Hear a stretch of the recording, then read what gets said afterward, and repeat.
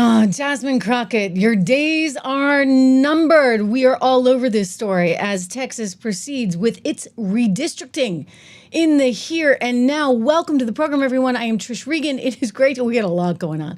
We got the DC crackdown going on. We got Jazzy out of office, it looks like, in this new congressional redistricting there out of Texas. And of course, we've got some trouble for Rachel Maddow. Yeah, Rachel Maddow is rumored to be next out with the View, expecting some kind of cancellation. So we're going to get into all of this, guys. It's a big show ahead, but we begin on Jasmine Crockett. So Jasmine Crockett, you know, Jazzy, from Texas, the girl from the hood, who's not really from the hood, you see, because she's from St. Louis, Missouri, and went to private schools and grew up in a very stable household. The dad was a teacher and a preacher. The mom was a postal service worker, so she got great retirement benefits, you name it, government employee. Anyway, Jasmine is now looking like she's going to be redistricted right out of her region. And I'll just tell you guys, you know what? They've done this before. They've done this throughout the country. You go around, you take your pick of all these states where you have, say, 38% or 48% or 49% Republican, and yet the whole state is somehow blue. Like, how does that make any sense? And so now Republicans are like, okay, we got the ball. We're going to run with it. We're going to do what you guys did to us all those years. And as they run with it, you've got Jasmine freaking out. This is a total meltdown on her part. But you know what? Jazzy is going to be out. So we have to get into that. Hot Wheels. Remember Governor Hot Wheels? That kind of crass name that she called him? Well, he's back for some bite. Governor Hot Wheels. Greg Abbott is coming back, and he's saying, no, you're not going to be here as one of us because we're going to redistrict you right out of the region. This is the new map that they are proposing right here, right now. So we want to get into all of this today. We also want to talk a little bit about one Rachel Maddow, because I'm not kidding. We've talked before about how The View is about to be canceled. Well, the next one up, what I'm hearing anyway, the intel is it's going to be one Rachel Maddow, because Rachel Maddow's ratings just aren't there. So she's expected to be out at MSNBC. And this is, this is par for the course, right? This is the media industry. And I'm sure she'll be fine. She'll do her little podcast somewhere. Hey, by the way, it's not that bad as long as you have a following. Look at what we're doing. I mean, we're nearly up to 1 million subs. I got to tell you, I'll take that trade any day of the week. I don't know if she can pull it off, but you know what? She has some kind of following, some kind of niche. I just don't think it's going to fly in mainstream media anymore. So she's expected to be on the way out, just as The View gets its cancellation notice from none other than Rosie O'Donnell. She seems to be putting them on notice. The other big story that we're all over today, again, is this one. Because the media, much of the media, is trying to present Washington, D.C. as some kind of, lovely panacea where, you can raise a family and this, that, and the other. And they say, oh, it's cleaned up since 2019. I'm sorry, it's not cleaned up. You know what's cleaned up? And I'm not supposed to say this, but I'll tell you what's cleaned up.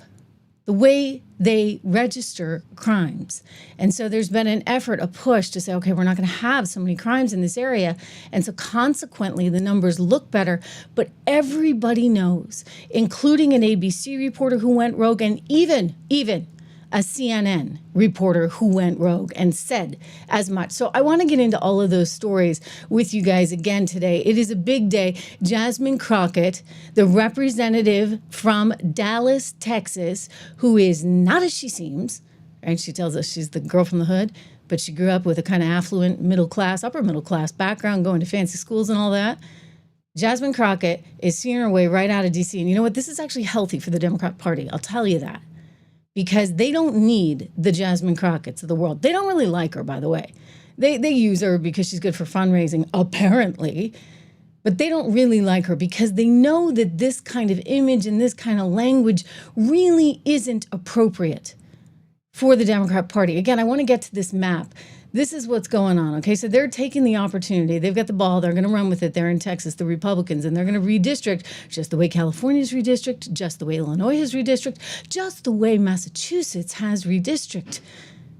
You know, I'm not saying two wrongs make a right, but here we go. Right now, in the here and now, you've got a situation where, hey, they've had their opportunity, right? And they've run it and they've redistricted everything. They've gerrymandered their way in such that, you know, it's really hard to have fair and equal representation as a Republican in Washington, D.C. So now Republicans in Texas are like, we want these 5 seats. You got California totally losing it. You've got Ken Paxton saying, hey, I'm going to back up the governor of Texas, Greg Abbott. You know, Hot Wheels. Jasmine called him Hot Wheels. Well, he said, I'm going to fire y'all. And Ken Paxton, as we speak, is seeking the judicial authority to be able to do it because, you know, you don't show up for work, you're not going to get your seat. So he could actually conceivably nominate, Greg Abbott could, the governor of Texas, nominate a whole bunch of people. You know, again, I just say she's not great for the party. In some ways, Abbott is doing the Democrat Party a total favor because do you really want this? You know, this woman who's known for her bleach bit nonsense?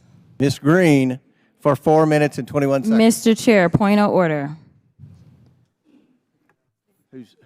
It's me. Ms. Crockett. I'm just curious, just to better understand your ruling. If someone on this committee then starts talking about somebody's bleach blonde, bad built butch body, that would not be engaging in personalities, correct? A what now? Chairman, I make a motion to strike those words. I don't think that's I'm trying to find clarification on what quality. Chairman, motion to strike those words. I had no idea what words. you just said. We're not gonna do this. Look, you guys earlier literally just You just voted to do it. Y'all did it first, so you don't want to talk about voted to do it. Order. I'm trying to get clarification. Look at calm down. No, because this is what like y'all to get do. through proceedings. So I'm trying to get Ms. clarification. Crockett, you're not recognized. Ms. I can't hear Crockett. you with your And you yelling. don't want calm me to down. Be, Can you please calm down? Don't tell me to calm down. Calm down. Because y'all Please talk calm noise down. and then you You're can't out of take control. Because if I Look, come, Chairman, if I can come we and send talk outside to shit take a about break her, for 5 y'all minutes? gonna have a problem. Mr. Order. Chairman. All right, Sorry. Chair. I don't know why Okay. you're Order. acting Chair like now that. recognizes. Yeah, that was a really bad moment. That was a really, really bad moment for U.S. politics in general. And I didn't even realize there was an obscenity in there, but I should have because you know what? This woman, Jasmine Crockett, can't keep her mouth clean. Like, and it's an act. All right, just keep in mind, we're going to get into that because I want to kind of school you a little bit on her background and where she came from and how this whole appearance of being somehow from the wrong side of the tracks is not entirely, it's not all true.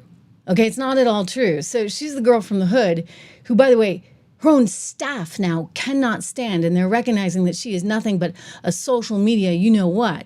She wants to be an influencer, okay? So she wants to have a podcast, I guess. I don't think she could. I don't think she could actually string an argument together and have A, B, C, and D in some kind of conclusion or thesis, but who knows? The woman did go to a fancy law school that cost somewhere around $60K a year. She did go to fancy private schools to the tune of $35,000 a year.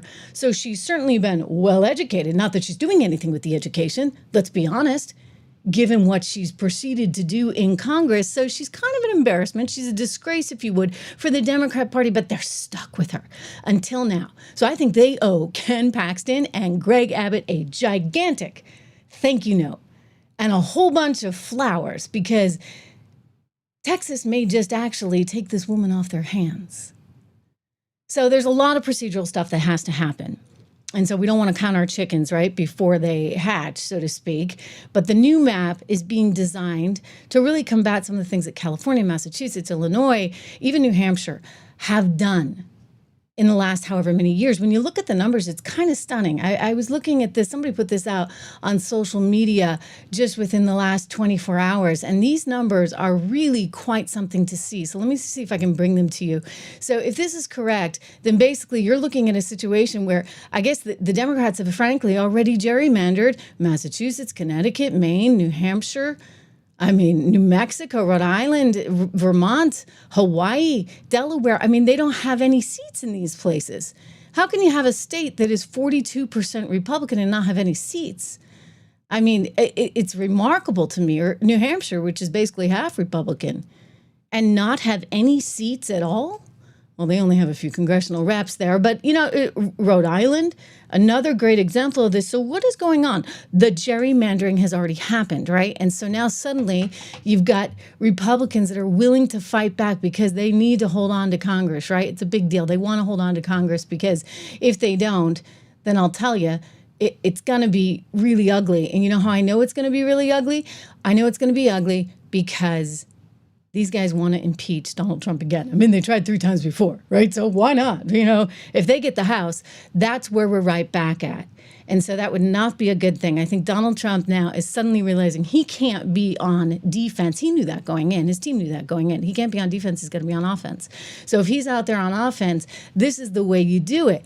Meanwhile, California's freaking out. Oh my goodness. Wait till you see what the governor of California is saying. But before we get to that, remember Jasmine, okay? Jasmine, who I predict is going to be over. I just don't think she's got the stamina, frankly. I think she'd rather be a social media influencer. I'm not the only one. The staff apparently thinks that. I think she'd rather be an MSNBC anchor. I don't think she could actually hold a podcast because there's some heavy lifting over here. Okay, guys, this is all me, right? So the editorial responsibility of doing something like I'm doing right now would be too difficult, shall we say, for somebody, and too much work, I suspect, for the likes of Jasmine Crockett, who wants to ride around in a SUV driven by her staff all the time. So she needs lots of staff and apparently doesn't treat the staff very, very well.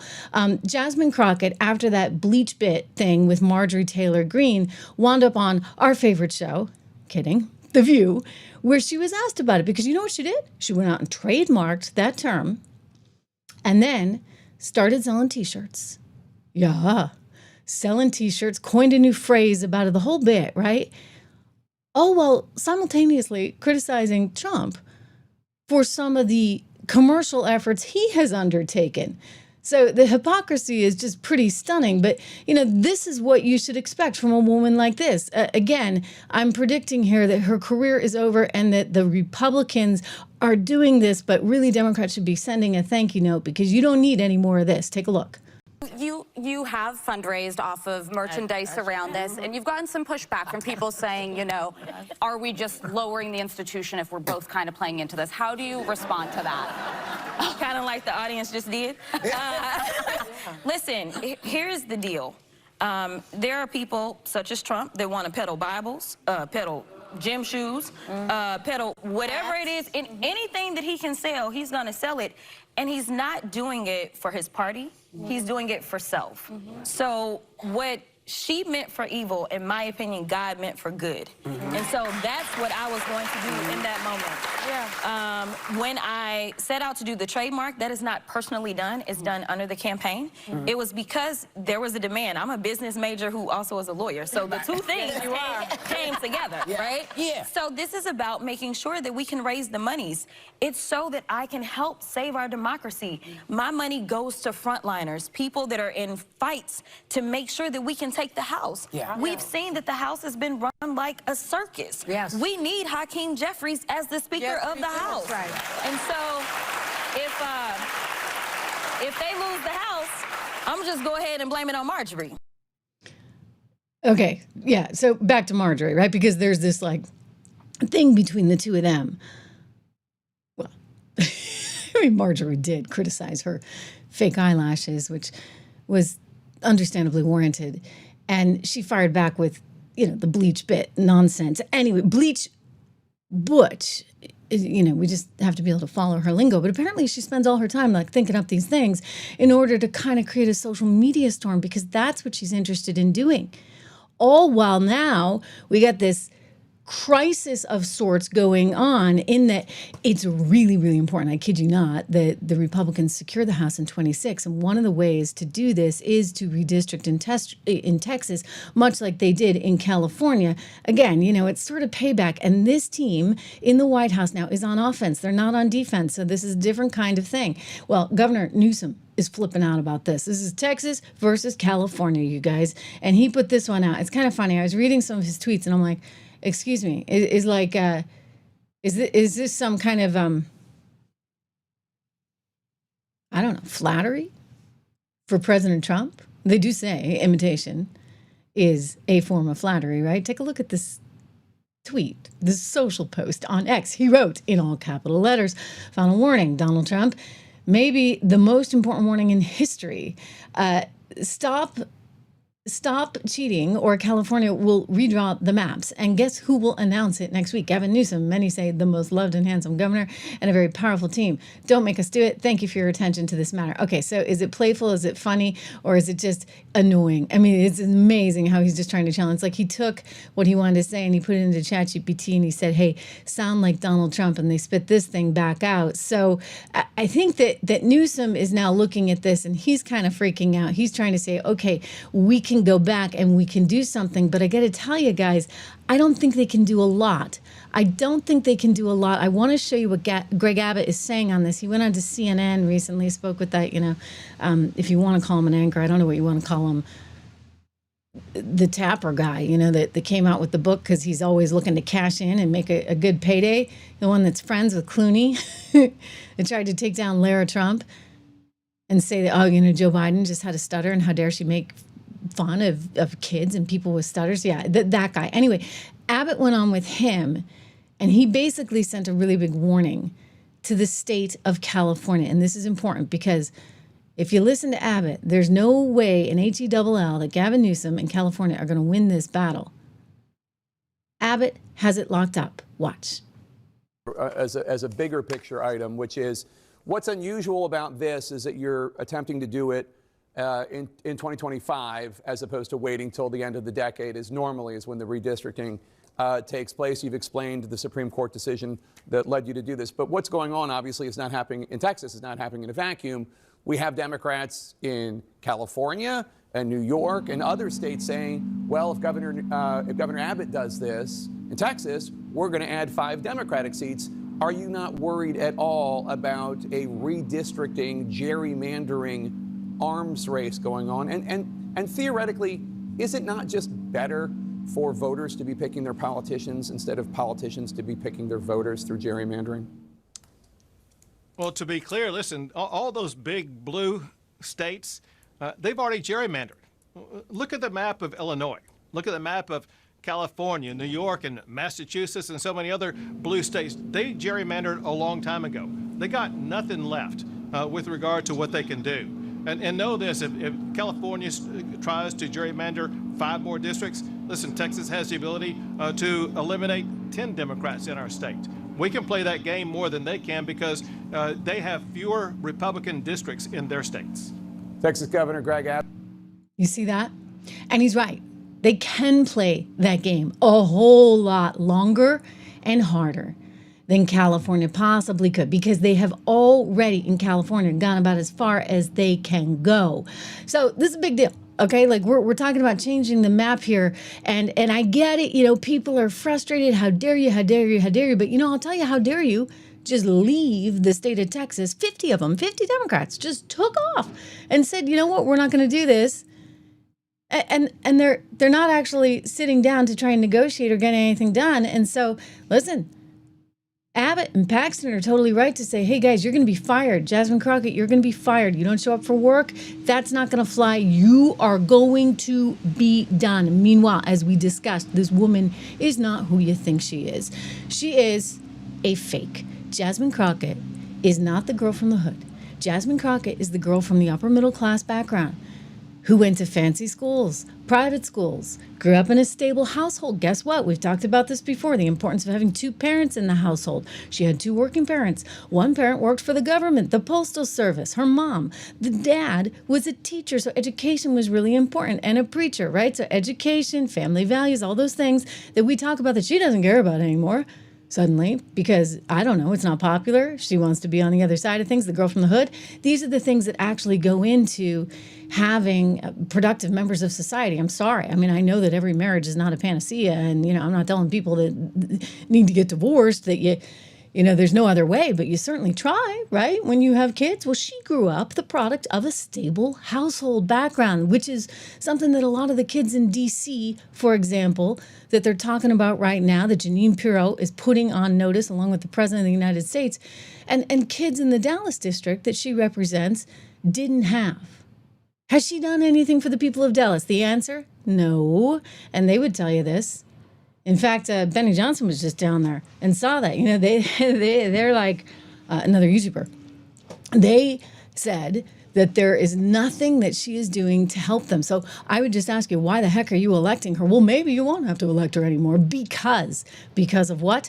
The new redistricting. Anyway, this woman is phony as you know what. She's also, according to staff members, the boss from hell. So take a look at this. This came out in the New York Post. It's some kind of mutiny on the Democrat Party, right? They're really trying to take her down. You have 3 of the staffers coming out and telling the New York Post she's the boss from hell, that she cares more about doing her social media thing and being an influencer and maybe getting a gig in cable one day than she does about actually legislating, actually going to the office there on Capitol Hill. She doesn't do that. Instead, she stays in her, quote, luxury DC apartment while they complete all of her tasks and they drive her. She even has them doing her laundry. I mean, this is wild to me. Wild, absolutely insane. Like, why would you ever allow this? I thought this was really clever. My former colleague over at Fox, Jesse Waters, was talking about this recently. He called her the princess passenger because of the SUV thing. Take a listen to this one, guys. But when the cameras are off, Crockett's real claws come out. Staffers say she bites harder than she barks. And the whole fighting for you act, one big cheap fake. She even works from home. Quote, she's laying around her apartment, won't come into the office, and is really just indifferent to staff and will scream at them. When Crockett actually shows up for work, she wants to be treated like Governor Hot Wheels. She hates using her legs. She demands her staff play chauffeur and drive from the Capitol to her office. It's only a few blocks. And the car can't be some cheap Subaru. It's got to be an Escalade. After that, the aide must, and this is important, stand outside the car and open the door like it's the Met Gala.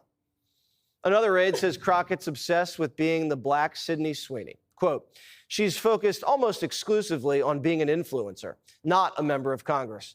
Crockett's all diva, no wow. And Crockett might talk a big DEI game, but if you're black, you're the first to get the pink slip. Quote, I don't want to hear Jasmine Crockett talk about helping black women when she just fired one for no reason. Wow. He's funny, right? You got to admit, I like the Subaru comment and a few others in there. But, you know, she does put on a bit of an act in terms of the DEI stuff.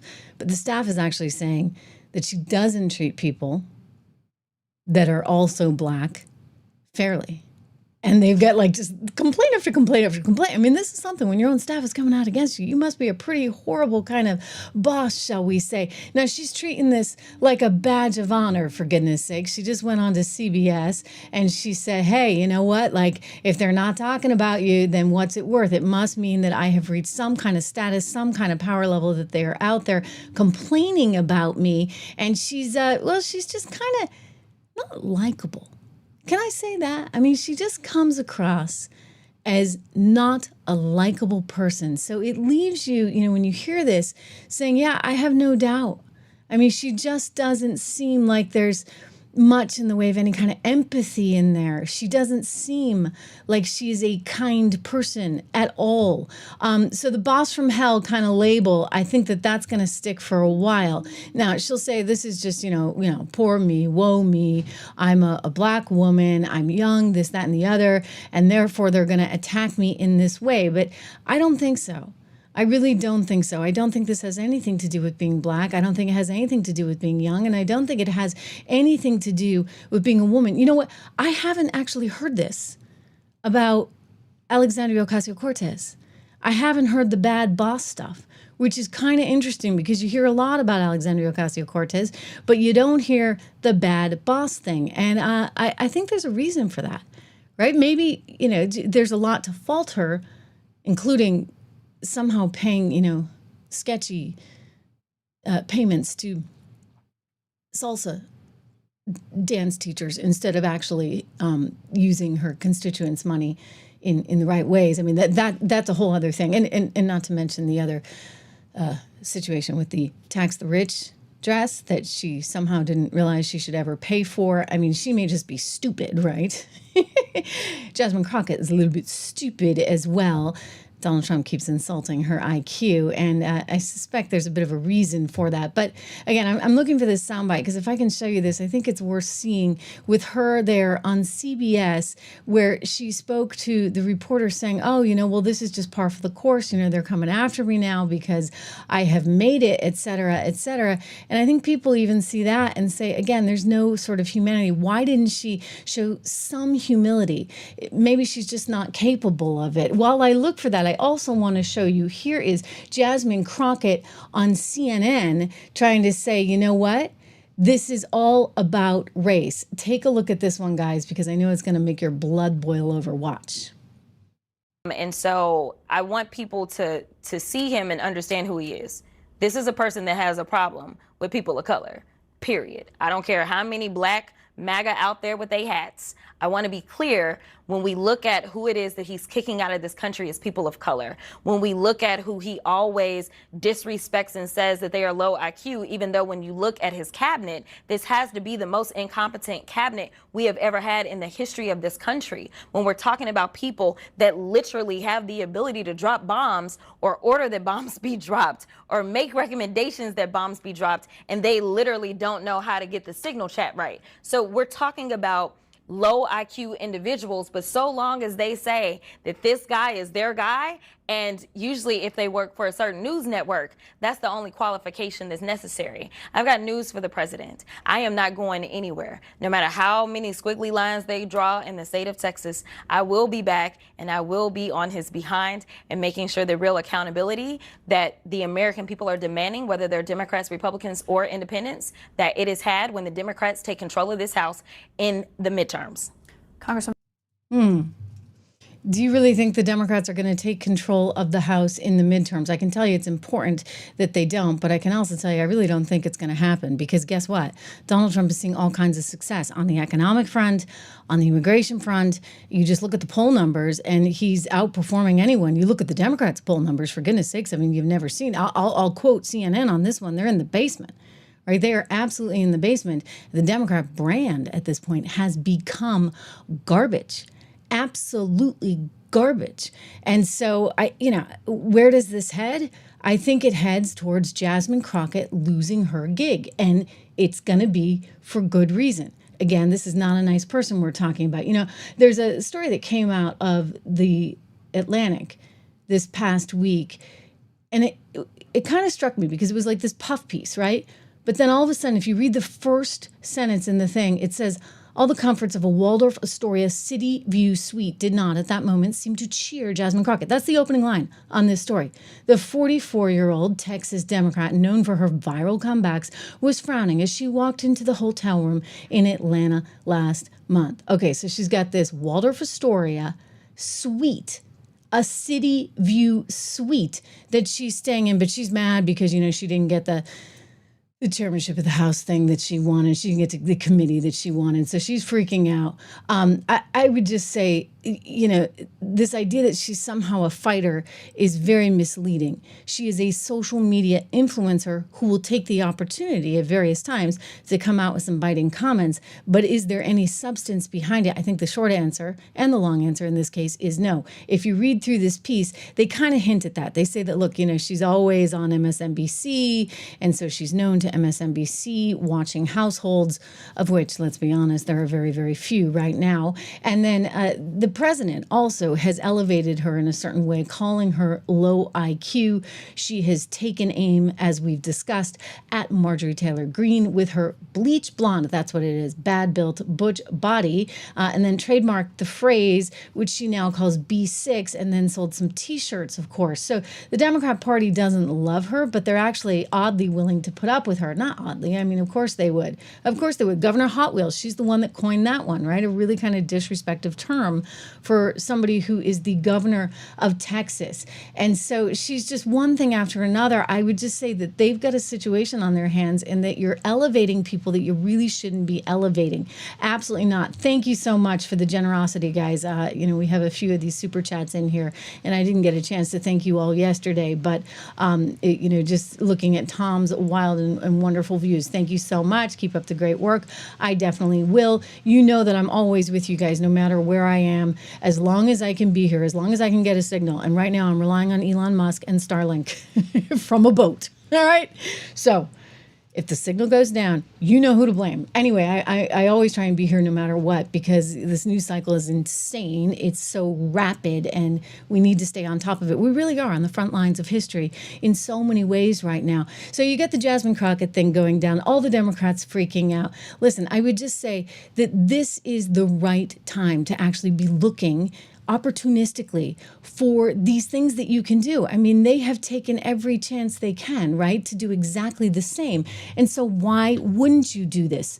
Seriously, why wouldn't you do it? I think it makes all the sense in the world. Let me share with you a soundbite from Tomi Lahren, who actually echoes this as well from Fox the other day. I think she lays it out properly, because this is an important time and we need to make use of what we have in this given moment. They do the same. Don't kid yourself.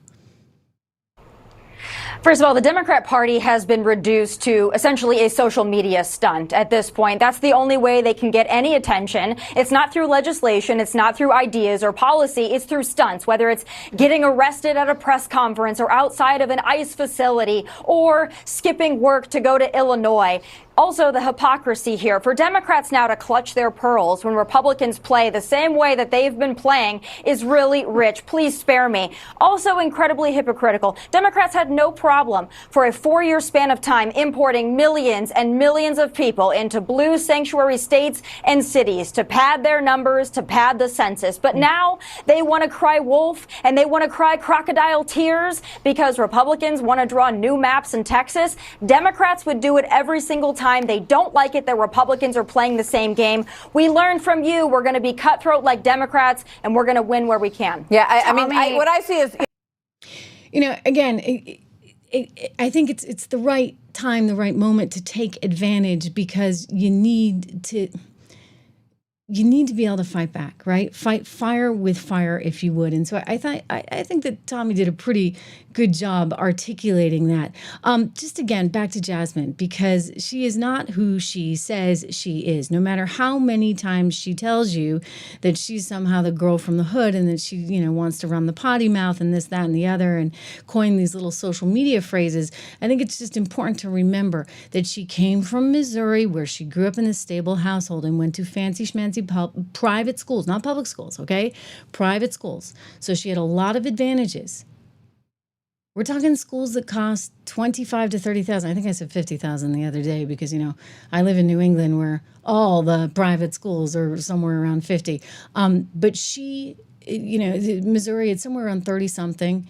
And then she went to University of Maryland as an undergrad, and she was out of state tuition. So again, pretty expensive. And then on to Denton Law School, where again, you're looking at 50, 60K a year. So she's had a lot of advantages, but to act the way she does, it's all, importantly, remember that key word, an act. Turning to the craziness going on in DC, and frankly, it's not crazy. It's high time that somebody did something about DC. Well, Donald Trump means business. He's laying down the law, and you know what? He's got Jeanine Pirro by his side. You remember Judge Jeanine. Well, now she is the U.S. attorney in D.C., and she's good. Like, this woman is good. She's highly experienced. I love seeing her in this because I'm used to seeing her, you know, in the television environment and worked with her at Fox, but and she's obviously very good on TV, but this is her sweet spot. And she was always a prosecutor. She's got the background. She became a judge. And she knows what she's doing. And right now, as they try and lay down the law and they clean up the situation there in D.C., they've got Judge Jeanine on their side, and she let the media have it. Here, I want to show you from the press conference yesterday, Jeanine Pirro saying exactly what the issue is. Take a peek. We all want the same thing. We all want a safe city. We want a safe capital. We want to be able to bring our families here. We want to be able to come and enjoy the history that makes this place great. And unfortunately, we are not in that position right now. And Mr. President, I want to thank you for taking the step that we need right now to make criminals understand that they are not going to get away with it anymore. And I'm not going to stand here and go over and over the cases. But what I can tell you is this. I see too much violent crime being committed by young punks. They don't care where they are. They can be in DuPont Circle, but they know that we can't touch them. Why? Because the laws are weak. I can't touch you if you're 14, 15, 16, 17 years old. I convict someone. I convict him. And you know what the judge gives him? Probation. Says you should go to college. We need to go after the DC Council and their absurd laws. We need to get rid of this concept of, no cash bail. We need to recognize that the people who matter are the law-abiding citizens. And it starts today. But it's not going to end today, because the president is going to do everything we need to do to make sure that these emboldened criminals understand we see you, we're watching you, and we're going to change the law to catch you. And my final note is this. These kids understand that the jurisdiction is through the state attorney general, Brian Schwab, because I can't arrest them, I can't prosecute them. They go to family court and they get to do yoga and arts and crafts. Enough. It changes today. She's so good. Okay, she's just so good. I love seeing her in this position right now. But I'll tell you, the thugs that she's talking about, watch out, because they're out to change this. These homicide rates are out of control. We've talked about this for the last week, right? DC having a murder rate of 41 per 100,000. It's unacceptable. It's unacceptable. You look at Nairobi, for goodness sakes, it's 5. You wouldn't have thought that, right? You look at Lima. Hey, go to Lima. It's only 7 per 100,000. Mexico City, only 8 per 100,000. Think about that. This is our nation's capital, as she said, where you want to be able to take your family. She totally gets it. JCG, the word is, saying, you know what, Jeanine Pirro gets it, and she means business, and you're right, okay? You're right. So she's going to, within the confines of the law, work with the president to try and clean this up. She mentions that she can't do a lot because, Brian, in his position as the state AG there, or the district DC AG, it's a little bit different, because it's not actually technically a state. But anyway, he's the AG, and he's prosecuting juveniles, but they're sending them all to yoga camps because of this, DEI thing where you're supposed to feel bad for people and reform and this, that, and the other. And she's like, no, I've had enough. And the president has certainly had enough. You heard what he said the other day about the slums. And I'll tell you guys, you know what? The people of DC, they deserve something better. Watch this. And we're getting rid of the slums, too. We have slums here. We're getting rid of them. I know it's not politically correct. You'll say, oh, so terrible. No, we're getting rid of the slums where they live. Yeah, he's not wrong. Let's see if we can get our camera back up for you. Let's see here. Can you guys still hear me? I'll ask you in real time if you can still hear me.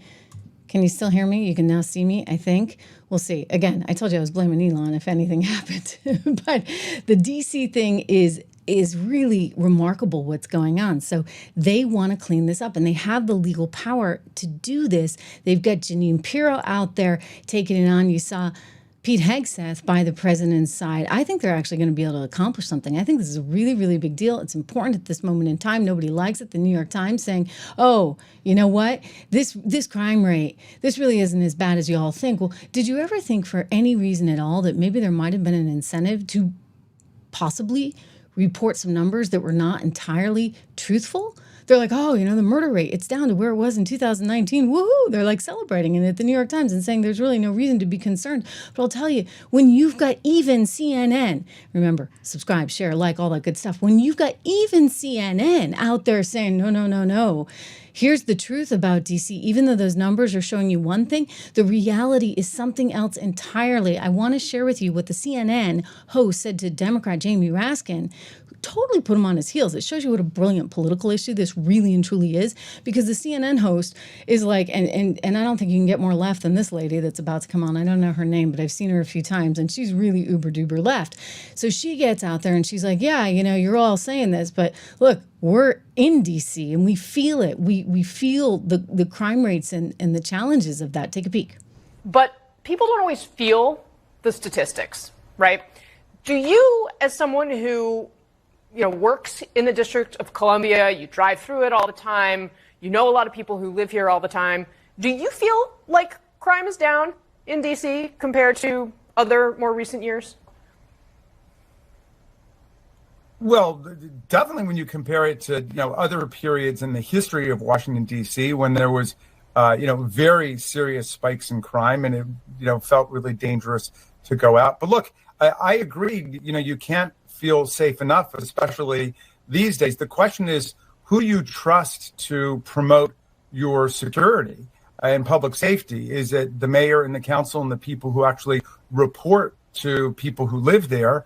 Or do you trust Donald Trump to do that? Because, his attention span is 32 seconds. And then he's going to be off to talking about the tariffs, or he's going to be off and talking about something in Los Angeles or whatever. I mean, you've got to trust the local officials to do this. And, there's something that's very fraudulent about what's taking place. He also Something very fraudulent that's taking place. I don't know. The guy actually wants to clean up D.C. And you guys have a problem with that? You get CNN hosts that are like, you all tell us that things are better, but they really don't feel better in D.C. because we live here and we kind of know, right? And an ABC reporter said the exact same thing. And yet you look at the talking points. Someone sent me this. Every Democrat in the world is like, oh, no, things are great. The crime numbers aren't what you think, blah, blah, blah. I'm sorry. Everybody who lives in D.C. feels the same thing. I'm going to share with you what Kira Phillips said. Again, from ABC, she happens to be married to John Roberts, the Fox reporter. So, maybe she's not as biased as the rest of them over there. But take a listen to her because she's just admitting reality, like completely going rogue, similar to the CNN lady. Take a peek. We've been talking so much about the numbers, and usually that's how you play devil's advocate, is you talk about, stats say crime is down. However, I can tell you firsthand here in downtown D.C. where we work, right here around our bureau, just in the past 6 months, there were 2 people shot. 1 person died, literally 2 blocks down here from the bureau. It was within the last 2 years that I actually was jumped walking just 2 blocks down from here. And then just this morning, one of my coworkers said her car was stolen a block away from the bureau. So we can talk about the numbers going down, but crime is happening every single day because we're all experiencing it firsthand while working and living down here. Driving home, my staff who lives here in the Hill reminded me, don't stop at a stoplight until I'm out of town. If I see a red light late at night, since there's very little traffic, slow up at the other block so I never come to a full stop except in the middle of the block because of carjackings. Stopping at a light, people standing at a corner, walking up with a gun. Wow. Okay. So that's fine, right? Back in 1992, saying things were bad. So things have always been bad. Like you can go back to 2019. I don't think that's going to help you. Maybe you've got some better statistics from 2019. Maybe right now you get some better statistics because there's been this pressure, if you would, on law enforcement to not actually report what's really going on. But if you look at what the labor head of the DC police union has said, they're very concerned. They're very concerned that things are not being properly reported. And I realize everybody's like, oh, no, you can't say that. You can't say that. But hey, you know what? Don't take my word for it. Again, go back to what the CNN reporter who lives in D.C. is saying. Go back to the ABC News reporter who lives in D.C. They clearly have their own biases there at that network, and yet they're coming out and admitting that. And I think it's a brilliant political issue. It's really brilliant because it leaves the Democrats once again on defense. In the first Trump administration, he was always on defense because of Russia, Russia, Russia. And now he's totally turned the tables. And he's doing things like, okay, we're going to fix D.C. And the Democrats are like, no, you can't fix D.C. And he's like, oh, yeah? How much do you want to bet? We can fix D.C. And guess what else? The people want us to fix D.C. I mean, that's the amazing thing, right? So he's on the side of the people on this one. And so think about the brilliance from a political standpoint, because what it's doing is it's exposing the Democrats for the resist movement that they're embracing to the point where they're not even willing, it seems, to do the right thing vis-a-vis trying to help, right? Trying to help clean up a community that so badly, desperately needs it. There was a woman who was interviewed on Fox, who came right out and said, you know what? We need this. We need this because, she said, for example, I'm older and I got to get to and from work. And right now it's really scary. Like, it is really scary. And it sucks to have to live in that kind of environment. I mean, what kind of freedom do you have, right? If your kids can't get to and from school without having to worry about the very basics. And that's what's going on. It's the very, very, very basics. And so a lot of people have come out, and we've seen this on social media. They are thrilled that somebody's doing something finally. And that's why I'm saying it is a brilliant political issue. Absolutely spectacular, because we're basically seeing front and center what these folks are really about. In the meantime, even the mayor is like basically saying, yeah, we'll work with them, right? We have to work with them. And she's smart, politically speaking, because if she comes out and says, I'm going to resist this, I don't want Donald Trump, I don't want his help, then what's going on? I mean, shouldn't you want all the help you can get if you're dealing with a crime rate like the one we saw? So everyone on MSNBC is like, but, and she's like, well, you know. So I like this because she's being a little bit of a realist. I mean, we'll get to I see what you guys are saying in the chat about the woman who is in charge of the police union, and we'll talk about that in just a moment. But first, here is the mayor, Muriel. One of the things that we have seen over and over from the president, from his team, Stephen Miller saying it's like Baghdad in Ethiopia. They seem to hold their harshest criticism sometimes for cities that are majority black and brown.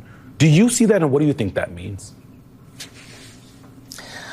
I think that I have been dealing kind of with this issue for a number of years. It's kind of easy fodder on the campaign trail. But now we're talking about governing, and my job is to focus on making sure our city is running well, and people enjoy a great quality of life. And I think we're doing a really good job. We do need the federal government's help, as I mentioned, because they have an outsized influence on our criminal justice system. We need more prosecutors. We need more judges. There are other ways to help. Even we want to rebuild our jail, and there are ways that the feds can help with that. But also just doing their part, cutting the grass, fixing the fountains, making sure that federal law enforcement is doing all of the policing that they can do. And I just have to say thank you to MPS, FBI, ATF, who've always worked cooperatively with us, and we expect that they will again. Okay, that's like brilliant politics. So she's being smart there. But a lot of Democrats, you heard Jamie Raskin, they're falling into the trap. They're falling into the trap, and don't take my word for it. Go to a Democrat like Chris Matthews, who was on MSNBC, saying exactly the same thing this morning, saying they're falling into this trap of trying to defend an indefensible crime record. And so now they're making it, it's all about race. Rev Sharpton saying that, and NPR saying all that. I'm sorry. This is not a time to be talking about race, because who do you think, if you're black and you're living in a community and you're being terrorized by these teenagers that are running around, and they describe them here in this NPR piece as criminals, in this case often teenagers, many of them black. Washington has struggled at times with violence caused by young men who sometimes ride motorcycles and four-wheelers. They're like trying to paint this picture of, okay, it's really not that big a deal. Well, let me tell you, if you live there, if you're one of the families that's been affected by this, you better believe it's a big deal. And this is what Jeanine Pirro was saying. For every single family that has suffered a loss, it is a big frickin' deal. So Democrats are stupid, once again, politically speaking. I mean, that 28% is going to go down to 18% before you know it.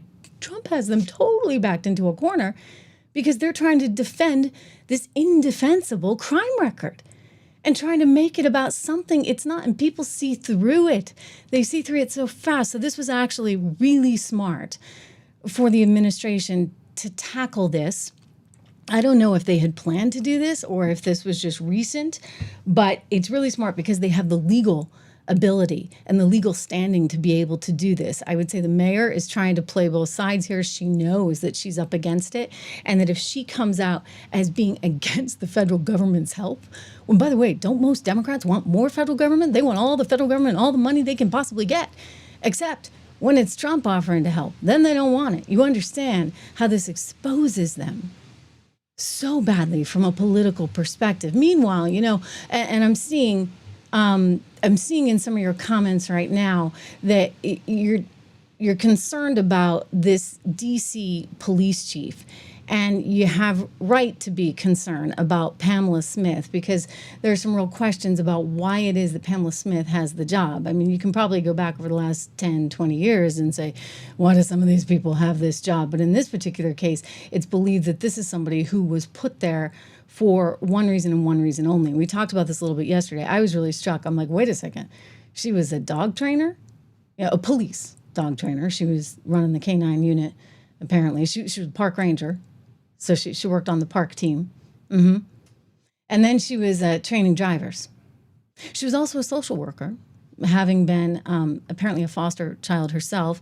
She went to work in Staten Island in the foster care system, rehabilitating juveniles. So you see where this is going. I mean, if you're trying to crack down on the juveniles that are such a problem in D.C., then maybe you need somebody in charge of the police force that cares as much about cracking down on juveniles as this woman does on rehabilitating them. So Pamela Smith is being criticized from all directions. Again, here's the dog trainer bit. This is unbelievable. She joined the K-9 unit in New York as a K-9 handler. Wow. Whoop-de-doo, okay? And then she was an instructor at the Federal Law Enforcement Training Center, Law Enforcement Driver Training Program down in Georgia. Woo, not exactly the kinds of things that you would expect of somebody who's about to become a police chief. And then here's this one. She somehow became head of DEI for the police in D.C., and from there, what do you know? She gets the big gig. So she's just like an HR person, right? Who's a social worker, who's now in charge of DC police. Are you kidding me? Nothing against her. I'm sure she's a perfectly nice person, but this is not the kind of qualifications that you would actually deem necessary, right, for such an important job. So what's going on? Well, we know what's going on. I mean, it was DEI City, right? Well, Donald Trump has actually challenged all of that. That's being challenged. I mean, Harvard had to learn the hard way, right? A lot of these universities paying big, big fines, learning the hard way that doesn't fly. So they're all up a creek without a paddle, and minus, in the case of Columbia University, $200 million in their case. I mean, they're all paying fines one after another. Harvard is still fighting it, but the DEI thing is not flying. And so this is who is in charge of the DC police. I mean, I'm sorry. ABC is learning the hard way too, right? Brandon Carr talking about how DEI has got to go. I mean, it's part of why I started 76 Research. Quick shout out for my firm. Inflation coming in at 2.7%. Don't tell the New York Times, oh my gosh, or Bloomberg. They were just chomping at the bit, trying to hope for lots and lots of inflation. And of course, they spawned this as, it's tariffs. But I'll tell you what, the market went up. The market went up because investors are still encouraged. And as I look at the market today, you get a NASDAQ that's flat, you get the S&P that's a little bit higher right now, you get the Dow Jones up about 0.6%. So there's still a ton of optimism out there. I encourage you to invest right now. Go to 76research.com. This is my company. I started with a friend and now colleague there at 76 Research, and we just have lots of good ideas for you. Lots and lots of good ideas. We even have portfolios, actually. There's 3 of them. American Resilience. Take a look at that. One of our tech picks up 84%. We've got a tech stock, another one up 54%.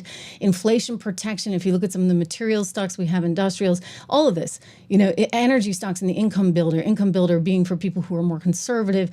There's a lot there to be looking at. So I encourage you to go to 76 Research, use my code word $, sign up at least for the $1 a month for the first 2 months, goes to $9.95 thereafter for the 76 report. Meanwhile, make sure you subscribe, share, like, all that good stuff. As we talk about this DEI thing that's taking over DC and the concerns about that, it's also hit hard at some of the networks, specifically, of course, ABC. We talked about this, but it's worth addressing again.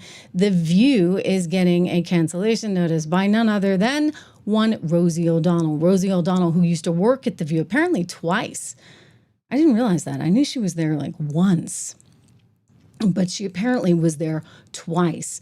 So she did a couple of rounds, which she mentions in this TikTok post that she put up, guys. And she's telling them, look, you're out and you may not know it now, but here, I'm going to prep you for what's coming down the pike, because what they're doing in this moment in time is they're just trying to tell you, things are being looked at. They are being reviewed. And then she said they're going to drop the hammer. And this is something I've been saying for a while. I think for different reasons. I just think that this this show is too expensive to produce and you get too many high salaries, and they haven't been able to kind of catch on within the sort of streaming world. They're trying. They've got like a weekend edition of The View that streams now, where they're trying to do more entertainment topics. It took Whoopi a while before she agreed to even do that, in part perhaps because she simply wanted more money. So if they're paying her more money, again, they're looking at this and going, oh my gosh, can we really swing it? Rosie told them, look, you guys are getting canceled. She said they're reviewing the liberal bias on The View, which means, quote, it's code for, and I'm going to go to her statement here, it's code for, we're going to cancel it. We're going to cancel The View. We're just trying to soften you up first. And then she's like ranting. It's like a 4-page thing. I won't bore you with all of it, but she goes on and on and on about how you're trying to silence women.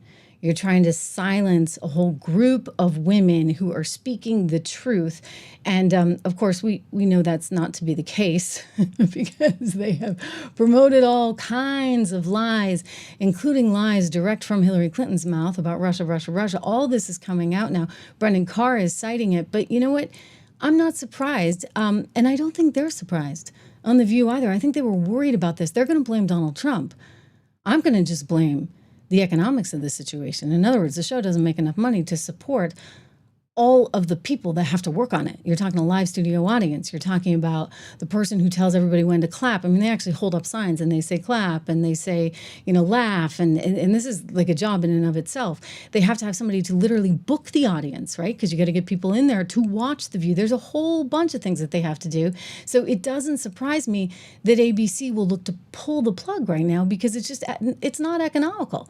It really isn't. And Joy and Rachel Maddow, interestingly, addressed this ahead of the election. It's like they were just like prepping themselves, right? Just in case. And I think Rosie's doing her part to help them as well.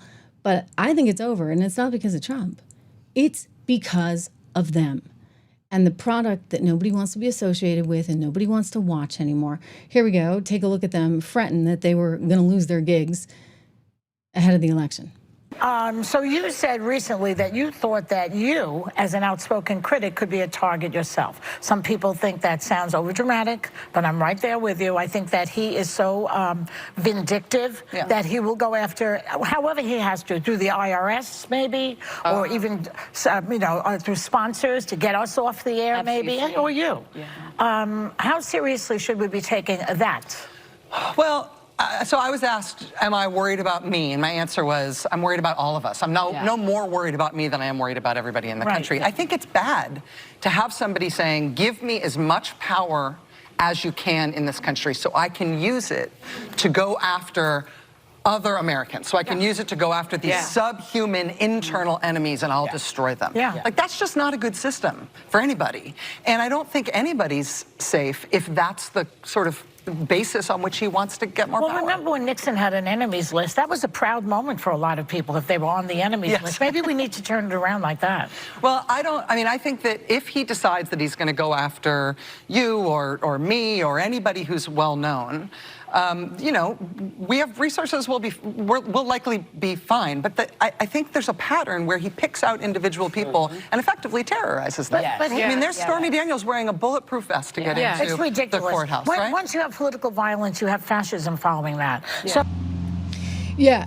Look, I mean, they were trying to grease the wheels, so to speak, because they knew what was coming eventually. But it's kind of a dying industry. I mean, network television itself, I see one of you guys saying, well, what about outnumbered?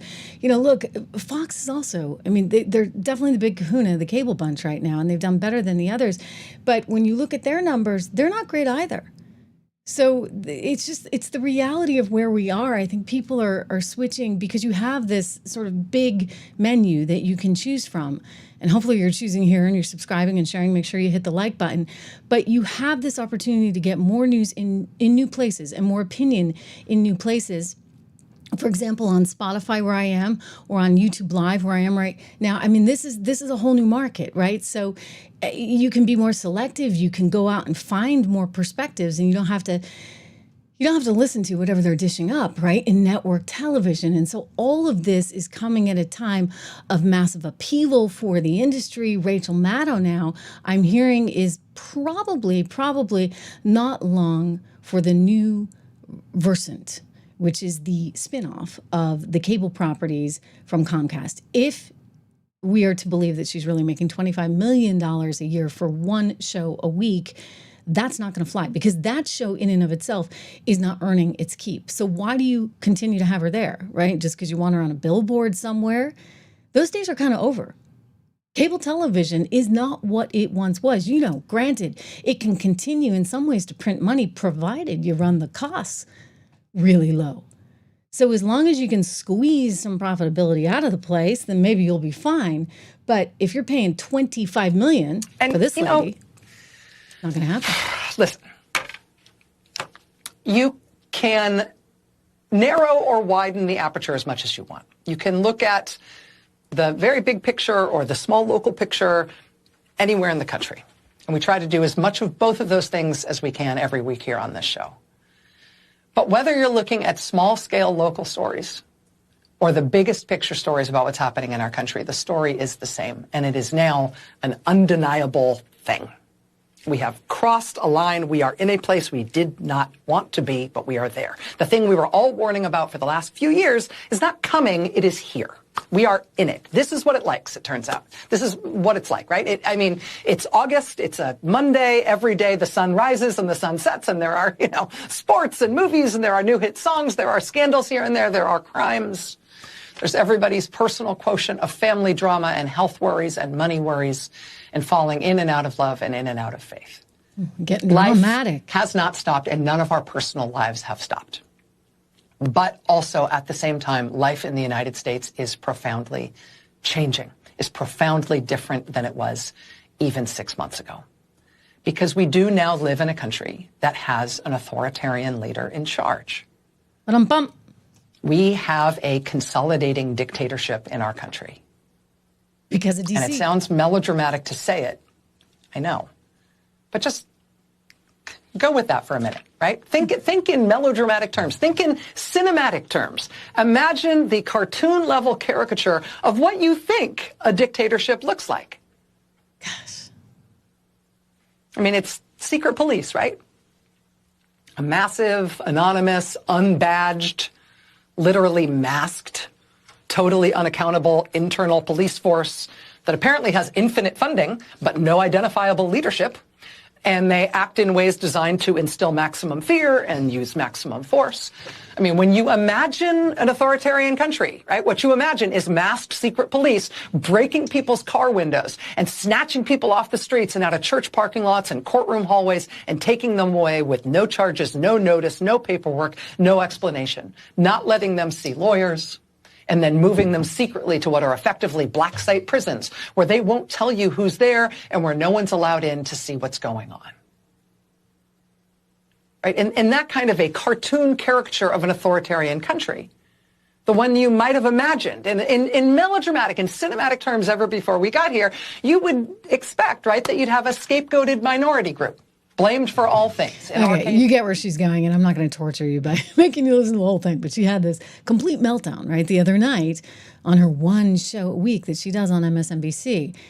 And I just want to point out, when she's talking about this manipulation of the truth, can we figure out what she actually did? Somebody posted this on X, and it's fantastic because this was the ultimate manipulation, and we had to deal with it, frankly, for years. Well, I think her time's up.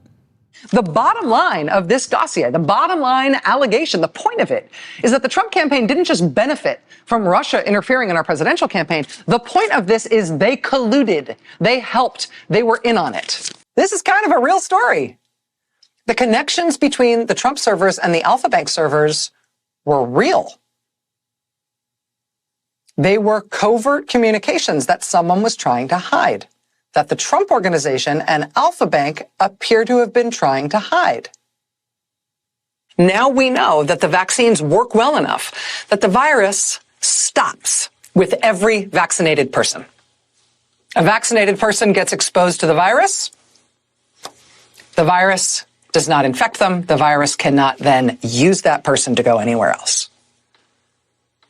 It cannot use a vaccinated person as a host to go get more people.